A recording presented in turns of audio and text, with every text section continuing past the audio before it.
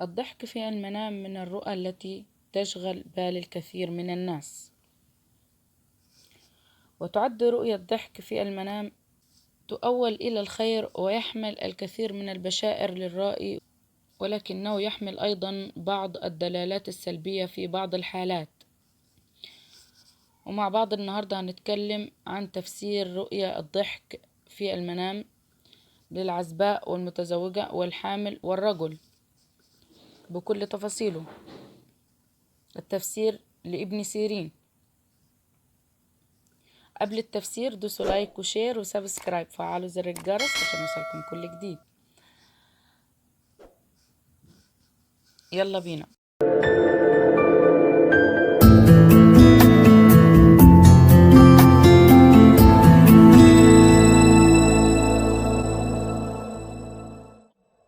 السلام عليكم ورحمة الله وبركاته.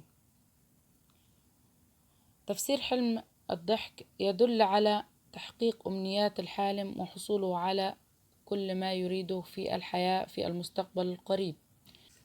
وفي حالة أن شاهد الرائي نفسه يضحك في منامه دل ذلك على أنه سيسمع قريبا خبرا سارا يخص أحد أصدقائه. وقيل أن الضحك في المنام يبشر صاحب الرؤيا بأنه سينتقل إلى مرحلة جديدة من حياته مليئة بالسعادة والفرح. إن كان الحالم يمر بصعوبات في الوقت الحالي وحلم بأنه يضحك دون صوت، فله البشرى بتفريج كربه وانتهاء هذه الصعوبات في وقت قريب. ولو كان الرائي متزوجا وكان يضحك في حلمه، فإن هذا يدل على اقتراب حمل زوجته. لكن في حالة أن ضحك صاحب الرؤيا بصوت عالي في منامه، دل ذلك على شعوره بالحزن والهم وسيطرة الأفكار السلبية على رأسه. الضحك في المنام لابن سيرين. يعتقد ابن سيرين أن رؤية الضحك تبشر بالخير الوفير وتدل على المفاجآت السارة التي تنتظر الرائي في أيامه القادمة. وفي حالة أن كان صاحب الرؤيا عازبا وحلم بأنه يضحك، فإن المنام يبشر باقتراب زواجه من امرأة جميلة وصالحة تسعد أيامه. أما إذا كان متزوجا ورأى نفسه يضحك بصوت منخفض، فإن الحلم يشير إلى حدوث تغيرات إيجابية في حياته في الفترة القادمة. أما رؤية الضحك بسخرية لا تبشر بالخير، حيث تؤول إلى الفشل والاستسلام وعدم القدرة على السعي وراء الأهداف. وفي حالة أن رأى الحالم شريكته تسخر منه وتضحك عليه، فإن المنام ينذر بانفصالهم في وقت قريب بسبب كثرة الخلافات بينهم وعدم قدرتهم على التفاهم والتوافق.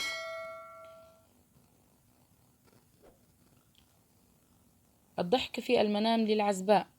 تفسير حلم الضحك للعزباء يبشر بالخير، حيث يدل على أن هناك الكثير من الأمور الإيجابية ستحدث لها في الفترة المقبلة. وفي حالة أن رأت الحالمة نفسها تضحك في منامها، دل ذلك على أنها ستسمع أخبارا سعيدة تخص أحد أصدقائها قريبا، أو ستتلقى دعوة لحضور حفل زفاف صديقة لها. قيل أن رؤية الضحك تدل على أن العزباء ستتخلص من اليأس والحزن وتستعيد طاقتها وحيويتها في القريب العاجل. لكن إذا كانت صاحبة الرؤيا تضحك بصوت مرتفع في الحلم، دل ذلك على أنها تشعر بالضغط النفسي بسبب تراكم المسؤوليات عليها. وقد يؤول أيضا إلى سيرتها السيئة بين الناس، وأن هناك شخصا يتحدث عنها بالسوء في غيابها لكي يشوه صورتها. لذلك يجب عليها أن تتوخى الحذر. الضحك في المنام للمتزوجة. رؤية الضحك للمتزوجة تبشرها بتفريج كربها وتيسير أمورها المتعسرة. وفي حالة أن كانت صاحبة الرؤيا تمر بضيق مالي في الوقت الحالي وحلمت بأنها تضحك بصوت منخفض، فلها البشرى بتحسن حالتها المادية في وقت قريب. وقيل أن الضحك في المنام يدل على راحة البال والاستقرار النفسي والنجاح في الحياة العملية والشخصية. إذا كانت الحالمة تخطط للحمل أو تنتظره ورأت نفسها تضحك في منامها، دل ذلك على اقتراب حملها، والله تعالى أعلى وأعلم. وفي حالة إن كانت المتزوجة تضحك بصوت مرتفع، فإن الرؤيا تشير إلى مرورها بخلاف كبير مع زوجها، ورغبتها في الانفصال، ولكن يجب عليها أن تفكر جيدا قبل اتخاذ أي خطوة في هذا الأمر حتى لا تندم فيما بعد. الضحك في المنام للحامل. في حالة أن كانت الحامل تضحك بصوت عالي في منامها، دل ذلك على أنها تشعر بالتعب والضعف وتعاني من آلام الحمل ومتاعبه، كما أنها خائفة من الولادة والمسؤولية الكبيرة التي تنتظرها بعدها. لكن في حالة إن كانت صاحبة الرؤيا تضحك بصوت منخفض، فإن المنام يشير إلى الولادة السهلة الميسرة الخالية من المشاكل. إذا كانت الحالمة تعاني من مشكلة صحية في الفترة الحالية ورأت ميت تعرفه يضحك، فإن الحلم يبشرها بالشفاء القريب ومرور الشهور المتبقية من الحمل على كل خير. وفي حالة إن كانت الحامل تضحك بسخرية، فإن الرؤيا ترمز إلى أنها تظلم شخص ضعيف لا يستطيع الدفاع عن نفسه، لذلك يجب عليها أن تراجع نفسها وتفعل الصواب حتى لا تندم فيما بعد. أهم تفسيرات الضحك في المنام. الموت من الضحك في المنام. رؤية الموت من الضحك تبشر بالخير، حيث تدل على السعادة التي تقترب من الحالم والهناء الذي سينعم به في أيامه القادمة. وقيل أن الضحك الشديد في الحلم يرمز إلى ولادة طفل جديد في عائلة الرائي، كما أن الضحك الشديد في المنام يؤول إلى حصول صاحب الرؤيا على ترقية في عمله. لكن في حالة أن كان الحالم يضحك بشدة وسرعة لدرجة أنه كاد يختنق ويموت، فإن الرؤيا تنذر بالسوء وتدل على أنه سيقع في ورطة كبيرة بسبب تصرفاته المتهورة، لذلك يجب عليه أن يتوخى الحذر. ضحك الآخرين في المنام. رؤية ضحك الآخرين تؤول إلى أن الحالم لا يثق بنفسه بالقدر الكافي، وهذا الأمر يكلفه العديد من الخسائر ويضيع من بين يديه الكثير من الفرص. وقيل أن حلم ضحك الآخرين دلالة على أن الرائي لا يعتمد على نفسه في اتخاذ قراراته، بل يفضل أن يلتزم بإرشادات الآخرين حتى لو كان لا يقتنع بها. أما إذا كان صاحب الرؤيا يضحك مع الآخرين في منامه، دل ذلك على أنه إنسان كسول يعيش حياة مرفهة ولا يفعل شيئا مفيدا في حياته، ويجب عليه أن يغير من نفسه قبل أن يصل الأمر إلى مرحلة غير مرغوبة. ضحك الميت في المنام. رؤية ضحك الميت تبشر الحالم بأنه سيسمع قريبا أخبارا سعيدة تخص أهل الميت. وفي حالة إن شاهد الرائي ميتا يعرفه يضحك في منامه، دل ذلك على سعادته في الدار الآخرة ومكانته العالية عند الله تعالى. وقد يرمز أيضا على شعور صاحب الرؤيا بالرضا عن نفسه وعن حياته. إذا كان الحالم يضحك مع الميت، فإن الرؤيا تشير إلى قيامه بالعديد من الإنجازات العملية في الفترة السابقة، وشعوره بالفخر والاعتزاز بنفسه لأنه قام بهذه الإنجازات في وقت قياسي وواجه الكثير من العقبات ولكنه لم يستسلم. الضحك الشديد في المنام. يعتقد علماء التفسير أن رؤية الضحك الشديد تبشر بالخير وتدل على أن صاحب الرؤيا سيمر بأحداث سعيدة في الأيام المقبلة. وفي حالة إن كان الحالم يمر بخلاف معين مع صديقه وحلم بأنه يضحك معه بشدة، فإن هذا يشير إلى انتهاء هذا الخلاف في وقت قريب. إذا كان الرائي طالب علم وشاهد نفسه يضحك بشدة في منامه، فله البشرى بالنجاح والتفوق في دراسته والالتحاق بالجامعة التي كان يتمناها. وفي حالة إن كان صاحب الرؤيا يضحك بشدة مع شريكة حياته، فإن المنام يشير إلى نجاح علاقتهم واقتراب زواجهم. تفسير حلم الضحك مع الأقارب.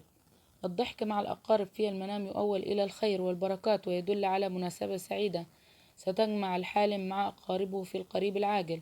وفي حالة إن كان صاحب الرؤيا يمر بمشاكل وخلافات مع أقاربه وحلم بأنه يضحك معهم، دل ذلك على أن هذه الخلافات ستنتهي قريبا وسيصل معهم إلى حلول وسطية ترضي جميع الأطراف. الضحك في المنام مع شخص. في حالة إن كان صاحب الرؤيا يضحك مع شخص يعرفه في منامه، دل ذلك على استجابة دعواته وتحقق أمنياته وحصوله قريبا على شيء معين كان يتمناه منذ وقت طويل. وإذا كان الحالم يعمل في مجال التجارة ورأى نفسه يضحك مع شخص معروف، فإن الحلم يحمل له البشرى بالنجاح في حياته العملية وربح الكثير من الأموال من تجارته. أما الضحك مع شخص مجهول في المنام فهو يشير إلى مرور الرائي بمشكلة معينة في الفترة القادمة تسبب له الضيق والتوتر وتستمر لمدة طويلة. وفي حالة أن الحالم يخطط لبدء مشروع جديد في حياته العملية ورأى نفسه يضحك مع شخص مجهول في منامه، دل ذلك على أن هذا المشروع سيفشل ولن يحقق أي أرباح. تفسير حلم الضحك مع شخص متخاصم معه. رؤية الضحك بصوت عالي تدل على أن صاحب الرؤية يشعر باليأس والإحباط، ولكنه يحاول إخفاء حزنه والظهور بمظهر القوي أمام الناس، ولكن يجب عليه ألا يتجاهل مشاعره ويتعامل معها حتى لا يصل الأمر إلى مرحلة غير مرغوبة. لكن في حالة إن كان الحالم أعزبا ورأى نفسه يضحك بسعادة وصوت مرتفع مع ظهور أسنانه، فإن المنام يحمل له البشرى بالزواج القريب من امرأة فاتنة ومرحة يقضي معها أجمل أوقاته. أما تفسير حلم الضحك مع الأصدقاء. رؤية الضحك مع الأصدقاء ترمز إلى أن الرائي سيمر بمناسبة سعيدة في الفترة المقبلة، وسيحضر أصدقاؤه هذه المناسبة ويقدمون له كل الدعم المعنوي الذي ينتظره منهم. وقيل أن الضحك مع الأصدقاء في المنام دلالة على أن صاحب الرؤية يحب أصدقائه ويعتمد عليهم في الكثير من الأمور. الضحك مع الميت في المنام. يرى المفسرون أن حلم الضحك مع الميت يبشر بالخير، حيث يشير إلى سعة الرزق وزيادة الأموال والتوفيق في الحياة العملية والشخصية، وشعور صاحب الرؤية بالسعادة وراحة البال والاستقرار النفسي. وفي حالة إن كان الرأي عاطلا عن العمل وشاهد نفسه يضحك مع ميت يعرفه في منامه، فله البشرى بالحصول على وظيفة جديدة في وقت قريب. وننتهي إلى هنا من تفسير رؤيا الضحك في المنام. لو في أي استفسار ما تنسوش تكتبوا لنا في التعليقات.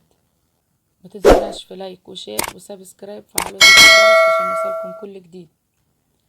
السلام عليكم ورحمة الله وبركاته. كانت معكم أم ميدو لتفسير الأحلام.